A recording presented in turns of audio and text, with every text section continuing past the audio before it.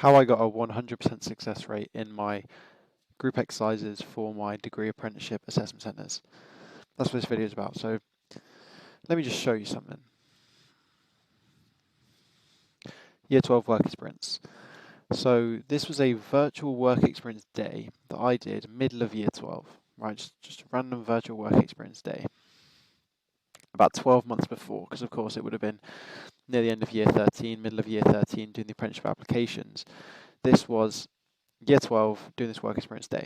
And one of the activities we had to do in this work experience day was come up with a presentation on a certain brief. So the brief was to design a sustainable railway station.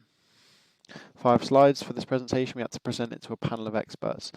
They wanted a slide on the design of the train station, the cost, the environmental impact, the social impact, the health and well-being of the workforce. And this is a really good exercise. Let me just talk you through some of the things that I did during this group exercise on this work experience I did in year 12.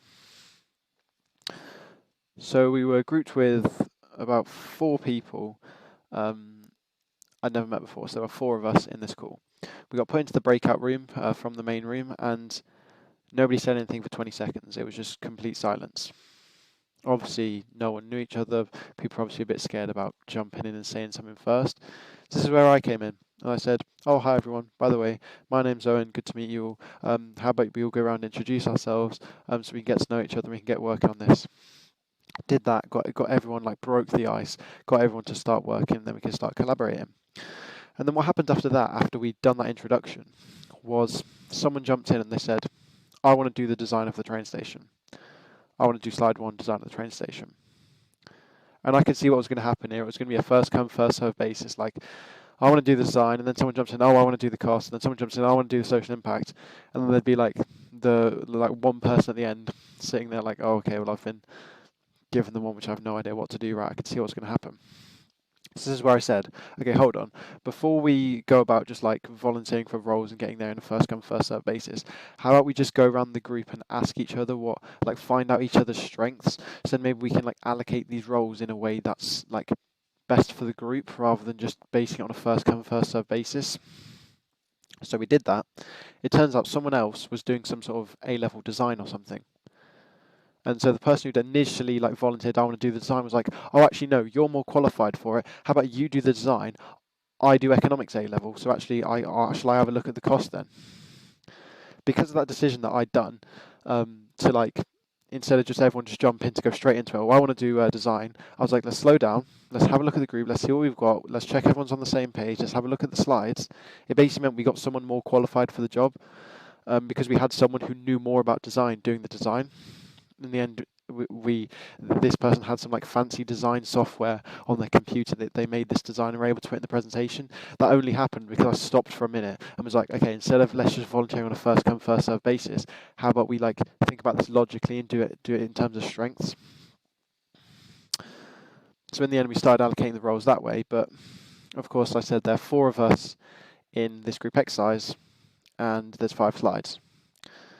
So the design person took design of the new station, then the economics person took the cost, and this is where I jumped in. I basically tactically knew which one I wanted to take out of environmental, social, and health and well-being. I took the environmental impact slide, right? Look at this. As a group, you will balance the economic, environmental, and social aspects to develop a sustainable railway station. The emphasis here is on sustainable. It's clear in this work experience, in this group presentation that we need to do for the panel of experts, they were looking at sustainability. They were looking at biodiversity, environmental protection. That was the important, most important part of this station. It had to be sustainable. So that's where I tactically jumped in and I volunteered and I took slide 3, environmental impact. And then the last person, social impact. But then of course there's one slide which is remaining, which no one else wanted to do. And again, it's a situation where no one really wants to do the extra work, but I learned through this, it's good to be the person who takes initiative. So what I did was I volunteered myself. I said, yo, I'll do that as well. I'll do slide 5 as well as slide 3, taking that initiative there, just to like help out the group, in case no one else needed to do that. And that was the same with the questions, take initiative. So at the end of this presentation, when you do like your group presentation to the experts, they're going to ask you a bunch of questions afterwards. And a lot of these questions, of course, they can be quite random things requiring a lot of on-the-spot thinking. And especially when you're in a group, the easiest thing to do is just like sort of sit there, just hide, don't say anything, let everyone else answer. But what I did was I was basically like trying to answer as much as I could. Like if there was a question I thought I knew the answer, I'd make sure I got in an answer there. Of course, I wasn't treading on anyone's toes. I was letting everyone else answer. But basically, I shone out as the person who was answering the most questions. I wasn't just sitting in the background. I was basically thinking of an answer for everything, showing initiative and that on-the-spot thinking. Another thing, okay, so when we were doing this presentation, it's on Google Slides, right? So Google Slides, you can obviously, someone's typing on this slide, you can see someone typing on the other slide. I noticed that there were slight inconsistencies with the sort of thing that was going on. So for example, I on the environmental impact thing might have been mentioning things about solar panels, but then in the project life cost, there was nothing about solar panels here, like that sort of thing. I'm talking about usage of recyclable materials, but I hadn't mentioned recyclable materials and recycling sort of stuff in the environmental impacts. I noticed that people were doing slightly different things. Let me just move this over here. Basically, it was sort of little inconsistencies. People may be repeating the same sort of thing. So what I did was I basically said, how about we change the structure of how we were doing this? So we'd initially agreed as a team, and this is a good thing to do in your group exercise, like agree like a structure for how you're going to do this. So I think we had like an hour and 15, hour and 30. This was quite a long one, quite long, much longer than a normal group exercise. And it was like, okay, so now that we've had our initial discussions, should we spend an hour to basically work on it individually, and then we'll spend the last 10 minutes just to check. I noticed there were these little inconsistencies that were going on, like maybe in this design he's done 4 platforms, but somewhere else someone mentions 2 platforms, that sort of thing, just little inconsistency. Maybe someone's called the name of the station something here, but then like the station name we've gone with here is just something different. It was these inconsistencies. So this is where I suggested, okay, instead of working on this independently for an hour or so, how about every 15 minutes we come together for like 5 minutes just to check we're on the same track? We can check each other's work, ask each other questions, get anything clarified like that. And that basically allowed for better collaboration, better teamwork, because we were like constantly checking, constantly working with each other rather than just working independently and just like happening to be doing the same Google Slides. We were basically working with each other to make this a really good presentation. And in the end, when we presented this to the panel of experts, and one of the feedbacks we got was we were actually the best group because we were the most consistent group in terms of our message and vision. We were the most consistent group. They said, in quotation marks, your presentation sounded like it had been made by one person. Because that's the thing, you can all like do different slides, and it's all a bit weird. You're all like sort of repeating the same things. This can happen a lot in the group exercises if you don't check with each other, if you don't collaborate. Is you end up just like sort of saying the same things. Like someone else takes your point, and then you're sitting there like, okay, do I repeat it? Do I like think of something like? Whereas us, it was so consistent in the message and how we were coming across. We weren't repeating points. We were consistent with the different things we were doing. That the assessor said that ours felt like it had been made by one person, and that's exactly what you want in a group. That shows your team has worked well if your presentation is so consistent and so like cohesive and works together that it feels like it's been made by one person. So that's something to think about. And then a final thing that this taught me, this group exercise, was how to fill time. That's a really important skill to be able to do, how to fill time. So it was a 10-minute presentation. And you needed to basically like split it evenly between the 4 of us, so it's about 2.5 minutes each. But the thing is, you can start going through this and it ends up taking you 1 minute 30 and you've got a minute.